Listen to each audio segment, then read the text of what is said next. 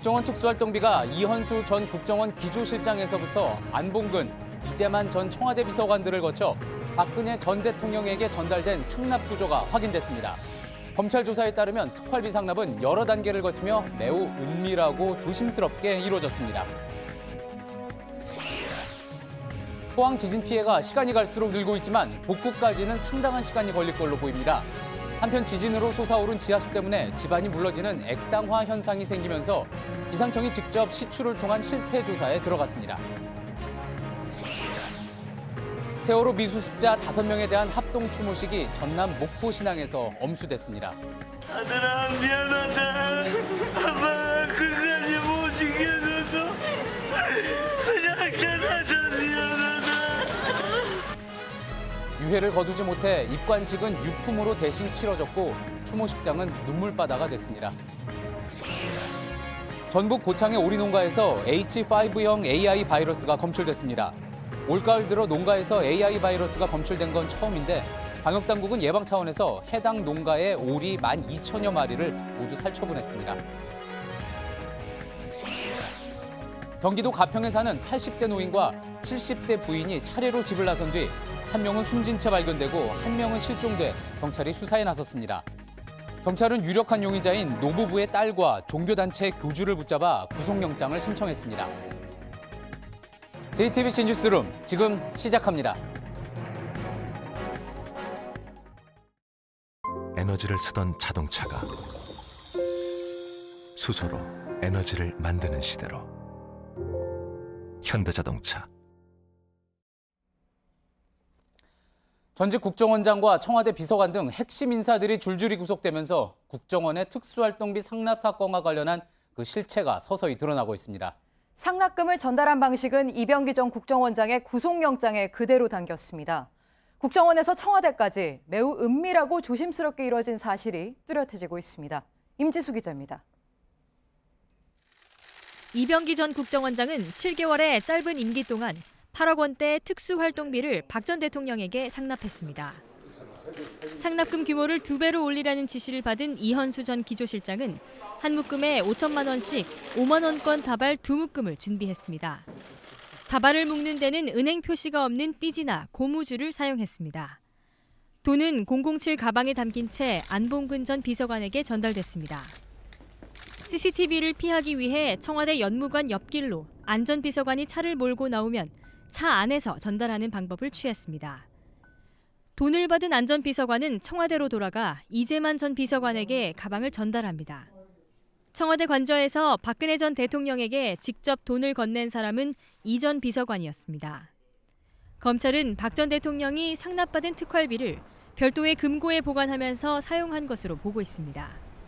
특히 문고리 3인방 중에서도 이재만 전 비서관이 직접 돈을 관리한 이른바 금고지기 역할을 맡은 것으로 파악하고 있습니다. 국정원장들을 뇌물공여 혐의 등으로 구속한 검찰은 은밀하고 조심스럽게 이루어진 돈의 전달 방식에 주목하고 있습니다. JTBC 임지수입니다. 기획조정실장은 국정원의 인사와 조직 그리고 예산까지 다루는 아주 핵심적인 자리입니다. 그래서 역대 대통령들도 가장 신뢰할 수 있는 분을 이 자리에 기용을 했던 거죠. 이현수 전 기조실장에 대한 박근혜 전 대통령의 신임 역시 상당했습니다. 정작 국정원장이 2번이나 바뀌는 동안 이 전 실장은 정권 내내 자리를 지켰습니다. 이런 핵심 실세가 건네는 돈인 만큼 받는 사람들도 거리낌 없이 받았을 거라는 게 검찰의 판단입니다. 결국 국정원이 특활비를 가지고 청와대뿐 아니라 최경환 의원을 비롯한 친박 의원들까지 관리해왔다는 의심으로 이어지고 있습니다. 서복현 기자의 보도입니다. 검찰은 구속된 이병기 전 국정원장의 자수서를 집중 분석하고 있습니다. 국정원 예산과 관련해 당시 기획재정부 장관 겸 경제부총리였던 최경환 의원에게 1억 원을 전달하도록 승인했다는 내용입니다. 하지만 검찰은 단순히 예산 증액만을 노린 건 아니라고 보고 있습니다. 실제 수사 과정에서 국정원이 최 의원 전임이나 후임 기재부 장관에게 돈을 전달한 단서는 나오지 않은 것으로 파악됐습니다. 이에 따라 최 의원이 정부 핵심 실세이자 대표적인 친박 의원이라는 점을 국정원이 고려했던 것으로 판단하고 있습니다. 박근혜 전 대통령에게 상납한 것을 넘어 친박 실세 관리까지 했던 것으로 의심하는 겁니다. 국정원은 지난 총선에서 이른바 진박 감배를 위해 청와대가 실시한 여론조사 비용 5억 원을 대납해 주기도 했습니다. 현재 최 의원은 의혹을 전면 부인하고 있지만 검찰은 돈을 전달한 사람 등 구체적인 경위를 대부분 확인한 것으로 알려졌습니다. JTBC 서복현입니다. 앞서 전해드렸던 것처럼 이헌수 전 기조실장이 최경환 의원에게 돈을 전달하기로 한 배경에는 최 의원이 친박계 최고 실세라는 점도 크게 작용한 걸로 보입니다.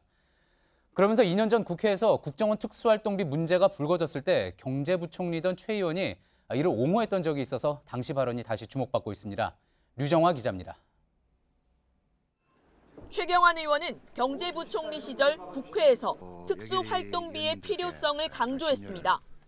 당시 야당이던 새정치민주연합이 특활비의 감액을 주장하던 시기였습니다. 많은 건으로 89톤입니다. 이게 영수증 없이 눈먼 돈으로 처리되고 있다는 게 이게 말이 됩니까? 정보, 군사, 또 국정 수행 이런 활동에만 아주 최소화해서 지원을 하고 있고 특수활동비로 하시는 거는 그건 또 너무 특수활동비로 최 의원이 특활비의 증액을 방어하면서 고성도 오갔습니다. 보고 안 받으셨네요. 또 얼굴 빨개지시네요. 빨개진 적이 없습니다. 그렇게 자꾸 말씀하지 마세요. 최 의원은 국정원의 특활비 지출 내역을 기록으로 남기자는 주장에도 부정적인 입장을 고수했습니다. 특수활동비 말이죠. 이 내역, 상세 내역들 지금 아무도 터치 못합니까? 국정원 예산은 관련 법령에 따라서 통역으로만 관리하고 있습니다. 세계 각국의 정보기관의 예산에 대해서는 그렇게 하고 있는 걸로 알고 있습니다. 여야의 공방에도 특활비의 지출 절차는 바뀌지 않았고 이듬해 국정원 특활비 예산도 102억 원이 늘었습니다. JTBC 류정아입니다. 이어서 지진 소식 전해드립니다. 포항 지진이 발생한 지 이제 나흘이 지났습니다. 지진 후 맞은 첫 주말, 다행히 여진은 잦아들었고 어제 저녁 6시 57분 이후 땅은 더 이상 울리지 않고 있습니다. 하지만 조사가 진행될수록 피해 규모가 눈덩이처럼 불어나고 있습니다. 하룻밤 사이 피해를 입었다고 신고된 건물이 200여 건이나 늘었습니다. 반면 이재민은 줄었는데 이건 상황이 나아져서가 아니라 대피소 생활에 지쳐서 그냥 돌아간 사람들이 많아서 그런 겁니다. 그만큼 시간이 길어질수록 이재민들의 어려움도 커지고 있습니다. 포항 대피소 현장에 나가 있는 취재기자 연결해서 좀 더 자세한 소식 들어보도록 하겠습니다. 윤두열 기자, 지금 많이들 떠나셨다고는 하지만 지금 뒤를 보니까 여전히 이재민 분들 많이 모여 계신 것 같습니다. 좀 불편함이 상당할 것 같은데요. 네, 이곳 포항시 흥해읍은 진안과 가까워 피해 규모가 워낙 크다 보니 이재민 수, 이곳 흥해체육관에 모인 이재민 수가 크게 줄어들지 않고 있습니다. 오늘도 850명가량의 이재민이 이곳에서 잠을 청할 준비를 하고 있습니다. 이재민들은 이곳이 이제 집이나 다름없습니다. 밥을 먹고 씻고 자는 일상생활은 물론이고 학생들은 이곳에서 공부를 하고 갓난아이의 엄마는 분유를 타서 아이에게 먹입니다. 하지만 각자에게 허락된 공간 한번 보시죠. 돗자리 하나 깔고 6, 7명이 모여 있습니다. 뻥 뚫린 공간에서 생활하다 보니 개인 사생활은 바랄 수가 없습니다. 예, 지금 하루 이틀도 아니고 지금 저런 상황에서 계속 보내고 있는 이재민들의 상황이 매우 좋지 않을 것 같은데, 자, 어쨌든 이런 사정을 고려해서 포항시가 흥해체육관에 있는 분들을 임시로 분산하기로 했다고 하죠. 네, 이재민 생활이 길어질 수밖에 없다는 판단에 이곳에 있는 이재민들을 인근의 남산초등학교 그리고 흥해공고 두 곳으로 분산합니다. 내일 이재민들이 모두 빠지면 이곳을 청소하고 소독을 한 다음에 칸칸이 칸막이를 만들어 독립된 공간을 만들 예정입니다. 그런 다음 다시 이곳으로 이재민들을 이주시키게 됩니다. 예, 대피 생활이 길어지면서 아무래도 육체적으로, 정신적으로 고통 호소하는 주민들 많다고 또 저희가 전해드린 바가 있는데 지금은 어떻습니까? 네, 이곳 대피소에서 가장 바쁘게 돌아가는 곳 바로 의료지원센터입니다. 이곳에서 근무하는 의사가 가장 많이 처방하는 약은 바로 진정제입니다. 가슴이 두근거려서 견딜 수가 없다는 사람들이 많기 때문입니다. 불안과 공포를 극복하기 위해서 전문가와 상담을 할 수 있는 상담 전문 치료센터도 상담 전문 치료센터를 찾는 발길도 계속해서 이어지고 있습니다. 예, 복구 상황에 대해서도 좀 궁금한데요. 이제 본격적으로 중장비가 동원이 돼서 복구가 진행되고 있다고 들었습니다. 네, 오늘도 주말을 잊은 채 곳곳에서 피해 복구 작업이 이루어지고 있습니다. 오늘도 해병대 등 군인들과 전국 각지에서 온 자원봉사자들의 발길이 이어졌는데요. 해병대에서는 무너진 담벼락 등 큰 잔해를 치우기 위해 중장비를 동원하기도 했습니다. 예, 그러면 복구 작업이 좀 많이 진척이 돼 있습니까? 그렇지만은 않습니다. 오늘 오후 중앙재난안전대책본부는 피해 신고가 접수된 1,700여 곳의 피해 건물 중에서 1,300여 곳의 응급복구를 마쳤다고 밝혔습니다. 하지만 응급복구라는 게 길거리에 잔해물을 치우거나 가스나 수도 등을 다시 연결하는 정도입니다. 특히 피해를 많이 입은 주거용 건물의 수리는 엄두를 내지 못하고 있어서 이재민들의 불편함은 꽤 길어질 전망입니다. 예, 지금까지 포항 대피소에서 윤두열 기자였습니다. 예, 앞서도 보셨듯이 열악한 대피소 생활 길어지다 보니까 견디지 못하고 집으로 돌아간 이재민 분들도 많습니다. 문제는 안전인데 피해를 입은 주택 대부분이 아직 정밀 안전 진단을 받지 않은 상태입니다. 또다시 여진이 올 수도 있어서 우려가 커지고 있습니다. 이수정 기자입니다. 20개월 아이를 들쳐업고 간단히 싸운 짐을 꾸린 엄마가 흥해 실내체육관을 나섭니다. 대피소 생활이 길어지면서 아이들이 힘들어하기 때문입니다. 칸막이가 있는 것도 아니고 그리고 애들이 또 거부감을 느끼고 같이 있으니까 그래서 일단 무서워도 그냥 집으로 오는 거예요. 하지만 집은 여전히 불안합니다. 언제든 뛰쳐나갈 수 있도록 이불과 기저귀를 현관문 앞에 뒀습니다. 흥해읍 대성아파트는 건물이 기울어 접근 금지 명령이 내려졌습니다. 바로 뒤편 아파트는 외벽과 내부 곳곳에 금이 갔지만 정밀 안전 진단을 받으라는 권고만 받았습니다. 통제가 없자 몇몇 주민들은 여전히 집에 남았습니다. 며칠간 여진을 피해 다른 도시로 갔던 최순득 씨도 오늘 돌아와 집을 정리했습니다. 포항의 이재민 수는 어제보다 500명가량 줄었습니다. 그런데 상당수는 이처럼 육안으로 둘러만 보고 큰 문제는 없다고 판단된 집으로 돌아가고 있습니다. 밤에도 여진이 조금 나와서 무섭긴 무서워요. 안 무섭다는 말을 못해요. 정밀 안전 진단은 개인의 선택에 맡겨진 상태입니다. 아직 여진이 계속되고 있는 가운데 주민들 안전에 대한 우려가 커지고 있습니다. JTBC 이수정입니다. 지진으로 솟아나온 물과 섞여서 땅이 물렁해지는 걸 액상화 현상이라고 합니다. 포항 지진 현장에서 이런 징후를 보이는 곳이 있어서 논란인데 사실이라면 집안이 약해졌다는 증거라서 그렇습니다. 결국 기상청이 현장 조사를 하기로 했습니다. 어환희 기자입니다. 논바닥에서 퐁퐁 물이 올라옵니다. 지진 발생 당일 포항시 흥해읍에 있는 논에 일제히 물이 차올랐습니다. 물이 송송송송 솟아오르는 게 이제 있더라고요. 여기 한 군데만 나는 게 아니고 여러 군데 나고 있더라고요. 이를 두고 국내 처음으로 액상화 현상이 나타났다는 분석이 나왔습니다. 액상화란 지진으로 땅속 물이 쏠려 집안이 반죽처럼 물렁해지는 현상을 말합니다. 평상시 흙입자와 물은 균형을 이루고 있습니다. 지진으로 땅이 흔들리면 물이 한쪽으로 쏠리면서 흙, 모래 등과 섞여 밖으로 솟구치는 겁니다. 연약 집안에서 지진이 나면 이런 현상이 나타납니다. 포항이 흥해 쪽은 1000만 년 전만 해도 바닷속에 잠겨있던 지역입니다. 완전히 암석화가 된 상태가 아니라서 손으로 만져도 부스럭부스럭일 정도고. 실제 지진 후 논밭에는 강바닥에서나 볼 수 있는 자갈들이 가득했습니다. 문제는 분출된 물과 모래의 양만큼 집안이 약해진다는 겁니다. 건물 전체가 침하를 인해서 건물이나 자동차 이런 것들이 지하로 빨려 들어가는 형태와 마찬가지로 기상청은 내일부터 시추 작업을 통해 액상화 여부를 확인하기로 했습니다. JTBC 어환입니다. 네, 현재 정부는 내진 설계 의무가 없던 건축물도 보강 공사를 하면 세금을 줄여주고 있습니다. 하지만 이를 신청한 사람은 최근 3년간 1명뿐이고 이마저도 기준 미달이라 혜택을 받지 못했습니다. 있으나 마나한 제도라는 지적이 나옵니다. 이윤석 기자입니다. 아파트가 마치 피사의 사탑처럼 한쪽으로 기울었습니다. 오래전에 지은 아파트라 내진 설계가 안 돼 있어 지진의 충격을 견뎌내지 못한 겁니다. 내진 설계 적용 대상인 전국 건축물의 내진 설계율은 올해 7월 기준 20.6%에 불과합니다. 정부는 2013년부터 내진 설계가 적용되지 않은 건축물에 내진 설계 보강 대수선 공사를 하면 취득세와 재산세 등을 감면해주고 있습니다. 그러나 최근 3년간 이 제도를 활용한 경우는 지난해 서울 마포구의 다세대 주택 한 건에 불과하고 이마저도 기준에 미달해 결국 세제 혜택이 취소됐습니다.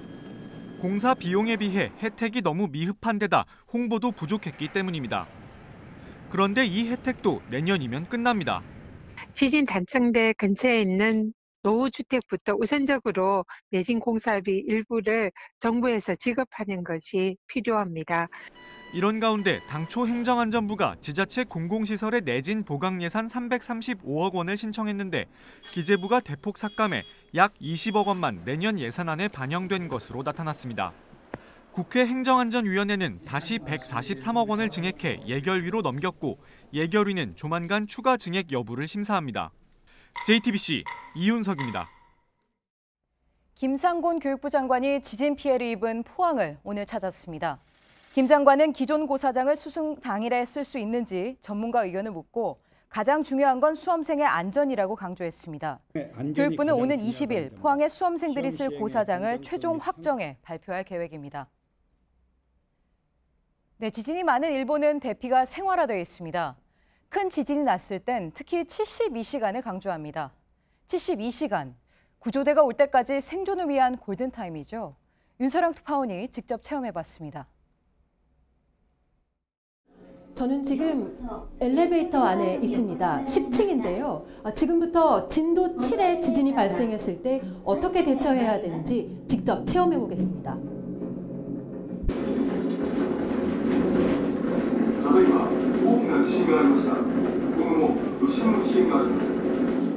엘리베이터의 모든 버튼을 눌러 일단 가까운 층에서 내려야 합니다. 지금부터 구호 당국의 물자나 구조 인력이 도착할 때까지 72시간 동안 생존하는 것이 중요합니다. 유리나 건물 잔해가 떨어질 수 있기 때문에 건물에서 떨어져서 걷고 운전 중에 지진이 왔을 때는 서서히 속도를 줄인 뒤 차에서 내려야 합니다. 가구를 고정시켜 놓지 않은 방은 물건들로 뒤죽박죽되면서 출구가 막혀 탈출이 어렵습니다. 도쿄에서 대지진이 발생하면 집으로 돌아가지 못하는 사람이 약 800만 명으로 예상됩니다. 수도권 인구 약 3천만 명 중 4분의 1이 피난민이 되는 겁니다. 페트병을 이용해 의자를 만들어 쓰거나 재해 시에는 이렇게 비닐을 이용해 직접 간이 화장실을 만들어야 합니다. ビニール袋が三角巾の代わりになるであるとか、災害時にトイレに非常に困るといったような具体的な例を認識していただいて、自宅で自分たちでどんな備えができるのかを考えていただく。 참상을 있는 그대로 가정한 체험. 일본 시민이 지진의 공포를 이겨내는 방식입니다. 도쿄에서 JTBC 윤서령입니다. 네, 다음 소식입니다. 전북 고창의 유경 오리 농장에서 AI 바이러스가 검출됐습니다. 날이 쌀쌀해지면서 닭오리 농장에서 나온 건 처음입니다. 고병원성으로 확진되진 않았지만 방역당국은 해당 농가의 오리를 모두 살처분했습니다. 정진명 기자입니다. 농장으로 들어가는 길이 모두 차단됐습니다.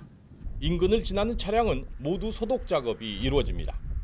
출하를 하기 위한 검사를 하던 중 H5형 AI 항원이 검출됐기 때문입니다.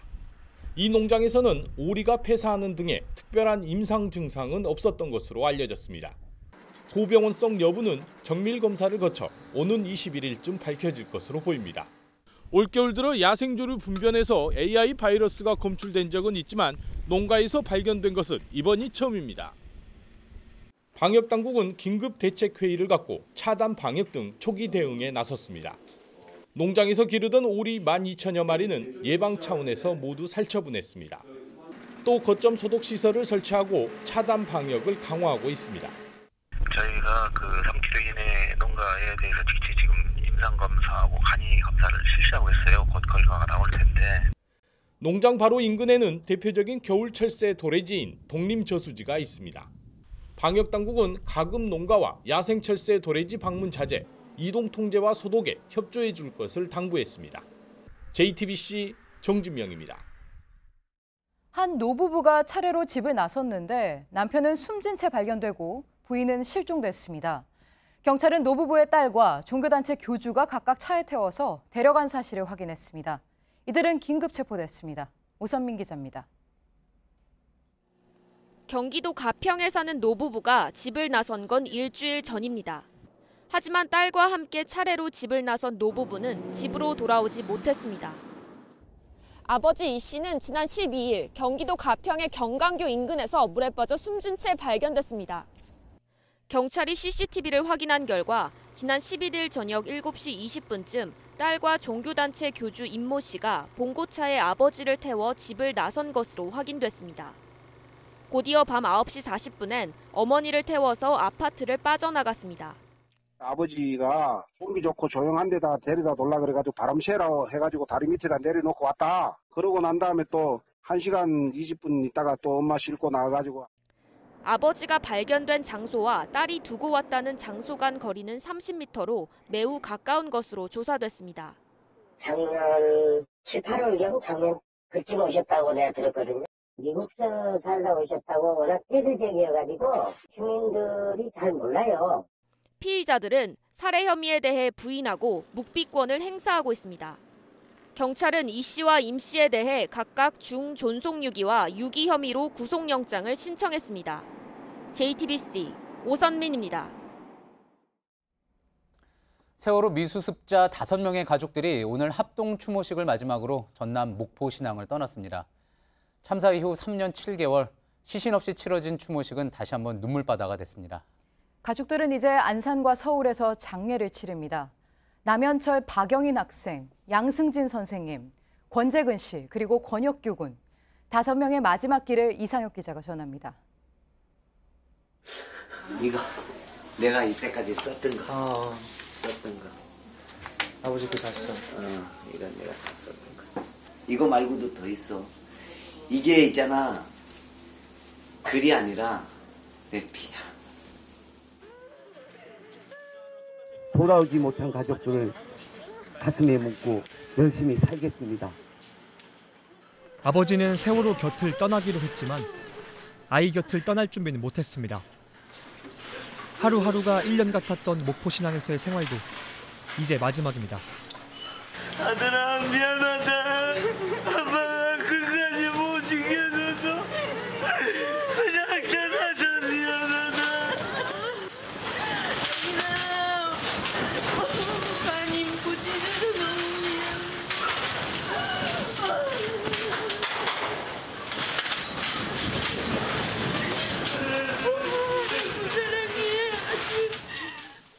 시신조차 없는 텅 빈 관에 내 아들, 내 남편, 내 동생과 조카를 그려봅니다. 유해 대신 그리운 마음을 실은 운구차는 세월호 곁을 떠납니다. 현철이와 영인이, 양승진 선생님은 안산에서, 권재근 씨와 아들 혁규 군은 서울에서 오늘부터 사흘간 장례를 치릅니다. 많이 힘든 그대, 힘이 든 그대 안아주고 싶어요. 지금쯤 그대는 좋은 꿈 꾸고 있겠죠. 나는 잠도 없이 그대 생각만 하죠. JTBC 이상엽입니다. 예, 미수습자 5명의 가족이 떠났지만 모두가 목포 신항을 비운 건 아닙니다. 네, 동고차도에서 목포 신항까지 천막과 컨테이너에서 생활한 유가족들은 마지막까지 남아 수색과 조사를 지켜보기로 했습니다. 신진 기자입니다. 고 김건우 군의 어머니 김미나 씨가 분주히 발걸음을 옮깁니다. 임시 숙소에서 머물고 있는 김 씨는 하루 2번 세월호가 거치된 통제구역으로 향합니다. 수색과 조사 과정을 지켜보기 위해서입니다. 제가 우리 아이의 마지막을 보지 못했어요. 조금 늦게 나와가지고 아빠가 못 보게 했는데 저 배를 보면서 아이의 마지막을 같이 하고 있다. 고 정동수 군의 아버지 정성욱 씨는 수색 작업을 촬영한 파일들을 정리하는 작업에 한창입니다. 지금 작업 영상을 잘 파일별로 좀 나누고 있어요. 이렇게 봐가면서 꼼꼼히 그날 있었던 것을. 유가족들은 세월호가 목포신항에 들어온 지난 3월부터 컨테이너에 상주하며 현장을 기록하고 있습니다. 동거차도 산중턱에서 사고 해역을 내려다보던 생활까지 더하면 몇 년째 세월호 곁을 떠나지 않고 있는 겁니다. 왜 구하지 않았니? 구할 수 있는 충분한 시간이 있었는데 그 이유를 알고 싶어서 세월호를 계속 쫓아다니는 겁니다. 다른 이유가 없어요. 아이가 마지막 순간을 보낸 세월호를 코앞에서 바라보는 일은 여전히 고통스럽습니다. 정말 괴물 같았어요. 인간의 욕심덩어리잖아요, 저게. 정말 악마 같았고 용서할 수 없는 배였어요. 하지만 훗날 떳떳하게 아이를 만나기 위해선 일을 멈출 수 없습니다. 엄마니까. 이건 뭐 바뀔 수 없는 거잖아요. 엄마니까. 내가 안 하면 누가 할 건데요. 차디찬 바닷바람에 더욱 뻣뻣해진 세월호는 오늘도 아무 말 없이 무겁게 누워 있습니다. 유가족들은 말 못하는 세월호의 옆을 지키고 있습니다. JTBC 신진입니다.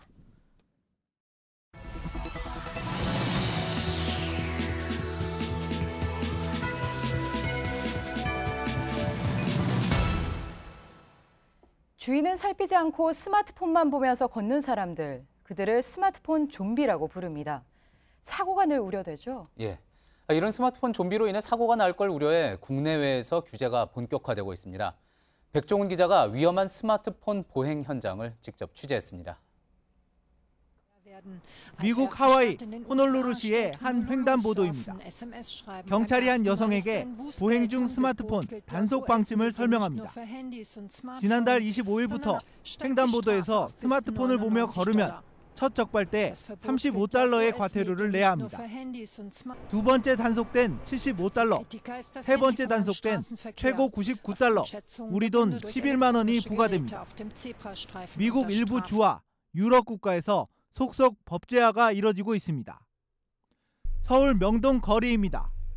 취재 차량이 근접했는데 스마트폰에서 눈을 떼지 않습니다. 횡단보도에서 스마트폰만 보며 이리저리 걷는 사람도 카메라에 잡혔습니다.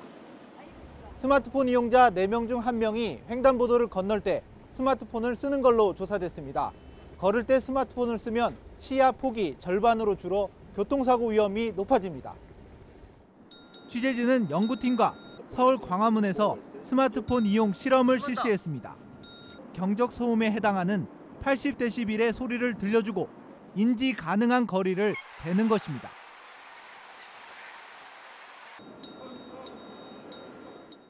그냥 걸을 땐 14m 거리에서도 소리를 들었습니다. 하지만 스마트폰 메신저를 할 땐 7m 이내에서만 소리를 들었습니다. 스마트폰 이어폰으로 음악을 들을 땐 벨소리 인지거리가 5m로 줄어들었습니다. 평소에 비해서 절반 이하로 인지거리가 줄어들기 때문에 급작스럽게 어떤 돌발 상황이 닥치게 되면 반응이 느려진다고 볼 수 있습니다. 국회에는 지난 6월 도로를 건널 때 스마트폰을 보면 10만 원 이하의 과태료를 물리는 도로교통법 개정안이 발의됐습니다. 아직 큰 관심을 얻지 못했고 관련 상임위원회에 계류돼 있는 상태입니다. JTBC 백종훈입니다. 평창 롱패딩을 아시는지요? 평창 동계올림픽의 공식 상품인데 이걸 사겠다고 지금 몸싸움까지 벌어지고 있습니다. 거위털이 든 일반 패딩의 반값이고 한정 수량이라 중고 사이트에서도 웃돈을 붙여 거래됩니다. 박준우 기자입니다. 뒤처질세라 내달리고 한 대 뒤엉켜 몸싸움을 벌이기도 합니다.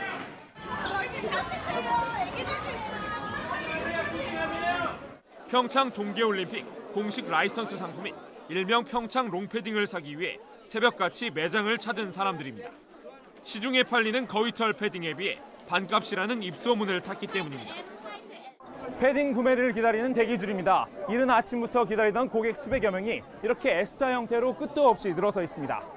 아침 8시쯤 차 타고 와서 내내 기다리다가 기다리는 시간이 너무 힘든데 이렇게 받으니까 되게 행복한 벅차다고 할까? 고객들 사이에서 실랑이가 벌어지자 번호표를 나눠주기도 합니다. 직원들 전체적으로 좀 같이 배치돼서 번호표 나눠드리고 이제 줄도 안전 게이트 이렇게 좀 세워서 그렇게 좀 유도를 했습니다.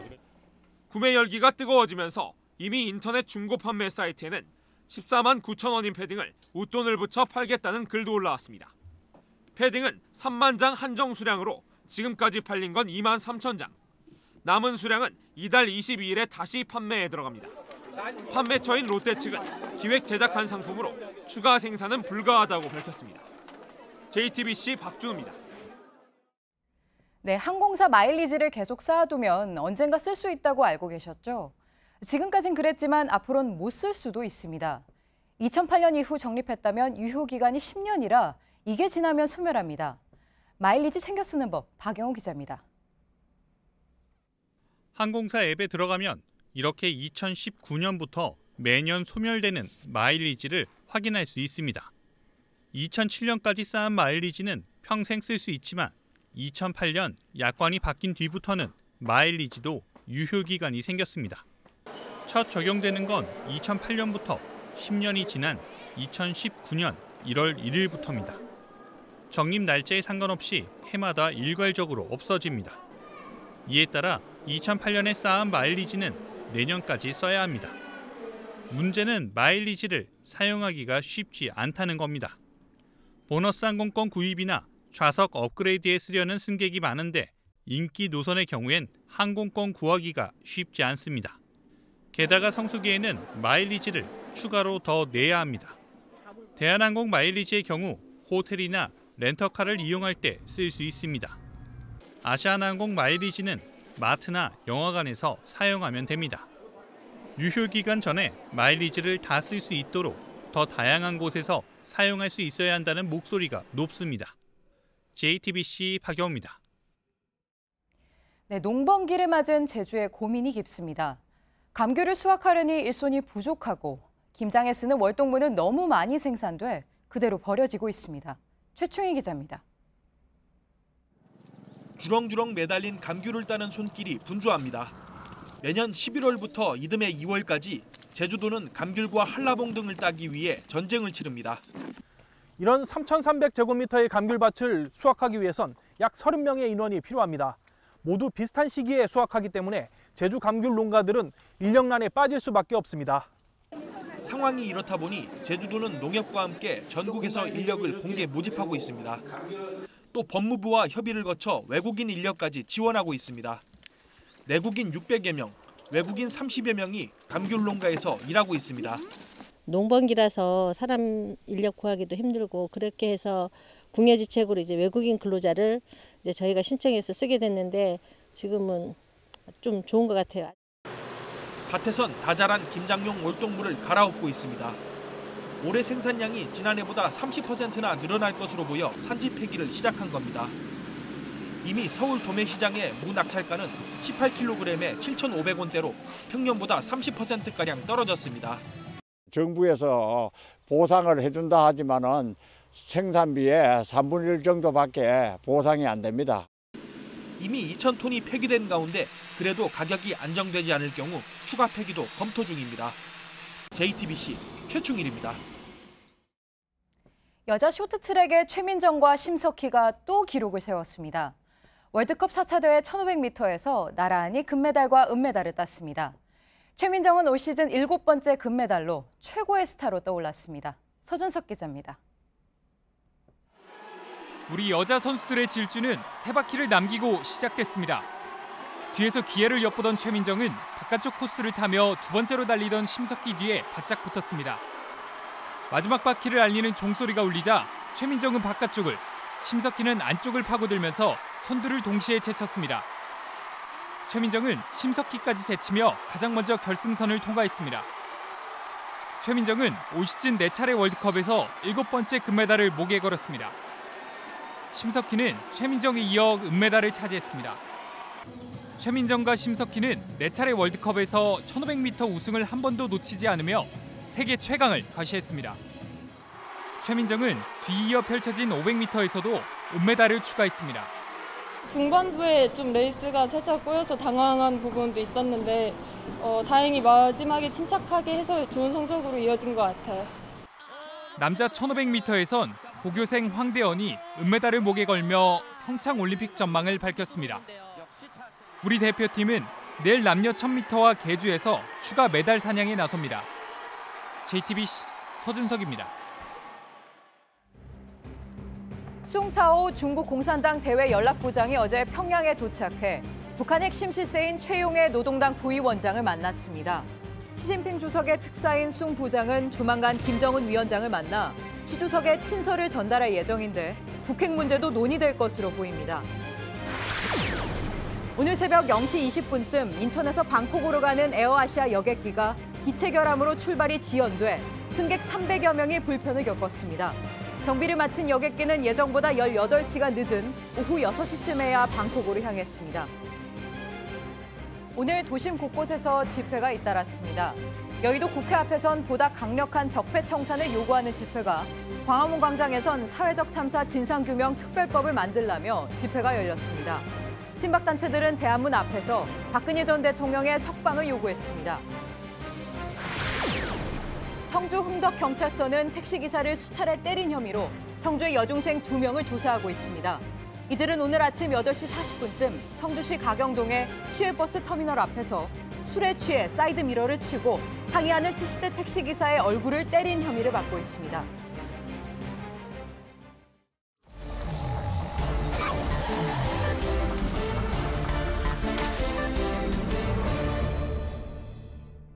예, 비하인드 뉴스. 오늘은 정치부 윤영탁 기자가 나와 있습니다. 윤 기자, 오늘 첫 번째 키워드부터 볼까요? 오늘 첫 번째 키워드는요.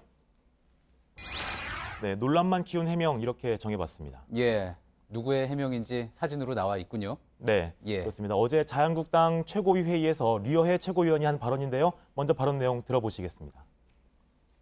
이번 포항 지진에 대한 문 정부에 대한 하늘이 준엄한 경고 그리고 천심이라고 하는 지적들이 나오고 있습니다.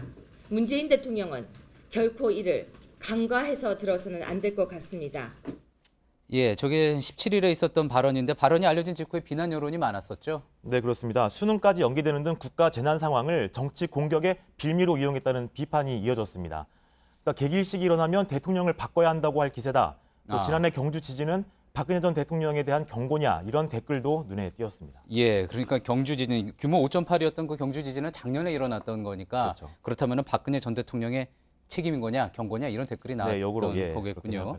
자, 이렇게 비난이 많이 쏟아지면서 오늘 류 최고위원이 해명을 한 모양이죠. 네, 그렇습니다. 어제 류 최고위원이 페이스북에 오후에 글을 올렸는데요. 그 내용을 보면 누군가가 포항 지진을 천벌을 받는다는 것으로 표현한 것처럼 왜곡해서 포항 주민의 민심을 자극하고 왜곡하고 있다고 썼습니다. 예. 이런 가짜 뉴스에 단호하게 대처하겠다 이런 말도 했습니다. 실제로 그런 뉴스가 있었던 건가요? 네, 저희가 확인을 해봤더니 류 최고위원이 그런 발언을 했다고 쓴 기사는 찾아볼 수 없었고요. 예. 대신 그럼 우리가 천벌을 받았단 말이냐 이런 네티즌들의 반응을 전한 기사를 보고 한 말로 보입니다. 예. 네, 본인이 한 말보다는 천벌이라는 왜곡된 표현이 주민들에게 상처를 줬다는 식으로 책임을 회피하려는 의도로 풀이됩니다. 예. 또 부적절한 발언에 대한 사과가 아니라 단호한 대처를 하겠다 이렇게 말한 부분도 오히려 더 큰 비난을 사고 있습니다. 예, 그러니까 본인의 어떤 직접 한 이야기는 표현은 천심이다 이렇게 이야기를 했는데 이제 네티즌들이 그거를 천벌이라고 또 해석을 하니까 또 뭐 큰 차이가 없다고 또 해석하는 사람들도 있을 수 있겠군요. 예, 그럼 두 번째 키워드 한번 볼까요? 네, 두 번째 키워드는 검은 돈의 배달법 이렇게 정해봤습니다. 예, 아무래도 뭐 최근에 계속 저희가 또 보도해드리고 있는 국정원 특활비 상납 사건 두고 하는 이야기 같습니다. 네, 맞습니다. 박근혜 정부 시절 국정원은 청와대 근처 골목길 등 외진 곳에서 일명 007 가방에 5만 원권으로 1억 원을 만들어 직접 들고 가 전달한 것으로 알려졌습니다. 이 띠지라고 하죠. 돈다발을 묶는 종이도 모두 제거했다고 하는데요. 이 띠지에는 도장이 찍히는데 이 도장으로 돈을 인출한 은행 지점을 바로 확인할 수 있는 겁니다. 그래서 띠지를 떼고 고무줄로 묶었다고 합니다. 또 청와대 정무시석실에 보내는 특활비는 커피숍 잡지 사이에 500만 원, 또 300만 원 돈 봉투를 끼워 넣는 방법을 쓴 것으로 파악됩니다. 이럴 땐 정말 국정원답게 은밀하게 처리한 것으로 보입니다. 예, 조금 전에 지금 화면에 지금 나오고 있는 것처럼 저런 식으로 이제 묶어서 띠지를 껴가지고 하는데 거기에는 이제 은행 어느 지점에서 인출을 했는지 그 정보가 나와 있다는 거군요. 네, 그래서 수사를 할 때 이 띠지를 보고 출처를 파악하는 경우도 많이 있습니다. 예, 좀 여러 가지 이제 생각을 많이 했었던 것 같은데 자유한국당 일부에서 이제 주장하는 것처럼 관례상 준 거라면은 띠지를 떼고 고무줄로 묶어서 접선하듯이 주지 않았을 거다. 뭐 이렇게도 생각해 볼 수 있을 것 같습니다. 자, 근데 이렇게 보니까 검은 돈을 전달하는 방식도 예전과는 많이 달라진 것 같습니다. 네, 그렇습니다. 5만 원권이 나오면서 많이 달라졌는데요. 예전에는 007 가방에 10,000원권을 꽉 채우면 1억 원, 또 사과 상자엔 2억 4천만 원까지 들어가는 것으로 알려졌습니다. 이 정태수 전 한보그룹 회장, 또 전두환 전 대통령이 사과 상자를 이용하기도 했는데요. 이 골프백엔 2억 원, 또 굴비 상자는 1억 원, 또 곶감 상자는 2천만 원 등 다양한 전달 방식이 사용됐습니다. 예, 사과 상자 그래서 참 많이 또 이슈가 되기도 했었죠. 돈의 부피가 이렇게 크다 보니까 과거 뇌물수수 사건 재판에서는 또 이와 관련해가지고 실제 검증해보고 여러 가지 해프닝이 있지 않았습니까? 네, 그렇습니다. 돈을 줬다는 사람과 받은 걸로 의심되는 사람 간의 진술이 엇갈렸을 때 법원은 현장 검증을 실시하는데요. 지난 2002년엔 재개발 비리 의혹 관련된 재판에서 국산 대형차 세단 조수석 보관함에 현금 3천만 원이 들어가는지 여부가 재판의 핵심 변수가 되면서 직접 10,000원짜리 묶음을 그 조수석에 넣어보기도 했고요. 또 2009년엔 모 의원이 박연차 전 태광실업 회장으로부터 2만 달러를 받지 않았다고 주장하면서 이 양복 주머니에 돈이 들어가느냐가 핵심 쟁점이 됐습니다. 예, 그때 직접 한번 뭐 넣어보고 이런 일도 있었었죠. 전에 찍힌 사진이 있었기 때문에 대역을 써서 돈 봉투를 양복 안주머니에 넣어보고 다시 사진을 찍어서 대조해본 일이 있었습니다. 그 당시에는 다 이제 10,000원권이기 때문에 그만큼 부피가 되느냐 뭐 이런 것들이 또 핵심 아니었습니까? 맞습니다. 이제는 5만 원권이 나오면서 여러 가지가 또 달라진 것 같은데 어찌 보면은 그 5만 원권 신권이 나온 것을 가장 반겼던 조직이 국정원일 수도 있겠다 이런 생각까지 드는군요. 네, 뭐 그런 말도 뭐 심심찮게 나오고 있는데요. 예전 같으면 500만 원을 주려면 100만 원짜리 묶음 5개를 줘야 하니까 최소한 서류 봉투나 가방이 필요했는데 500만 원 100장, 그러니까 5만 원권 100장, 그러니까 500만 원을 만들면 그 두께가 1.1cm에 불과합니다. 아, 1.1cm밖에 안 됩니까? 그렇죠. 종이 100장으로 500만 원이 되는 거니까요. 그래서 이 거액을 책갈피에 넣어서 주는 것도 가능한 것으로 보입니다. 그렇겠군요. 예, 오늘 비하인드 뉴스 윤영탁 기자였습니다. 네, 오늘 갑자기 겨울이 온 것 같았는데 내일은 더 춥습니다. 아침 기온이 서울 영하 6도, 파주는 영하 11도까지 떨어지겠습니다. 지진 피해를 입은 포항도 아침에는 영하 1도, 낮에는 7도에 그쳐서 이재민분들 건강관리에 유의해야겠습니다. 예, 오늘 저희가 준비한 소식은 여기까지입니다. 시청해주신 여러분 고맙습니다.